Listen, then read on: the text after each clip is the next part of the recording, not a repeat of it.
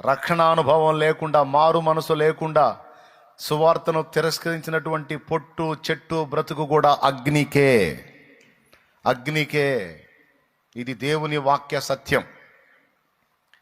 అగ్ని ఆరదు, పురుగు చావదు అన్నాడు.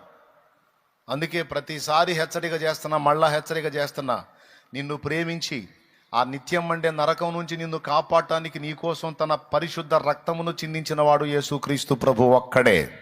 ఆయనే నిజమైన దేవుడు, దేవుడు అనడానికి యోగ్యుడు. ఆ కొలతలు కలిగిన వాడు, క్యారెక్టర్ కలిగిన వాడు, పరిశుద్ధత కలిగిన వాడు, ప్రేమ కలిగిన వాడు, మాదిరి ఇచ్చేవాడు. దేవుడు అంటే దానికి సంబంధించిన హై క్వాలిటీస్ అన్నీ కూడా యేసులోనే ఉన్నాయి. ఇంకా అంత మాత్రపోడు ఇంకొకళ్ళు లేడు. అందుకే అన్ని పక్కన పెట్టి యేసును పట్టుకున్నా నేను వచ్చి. దేవునికి స్తోత్రం.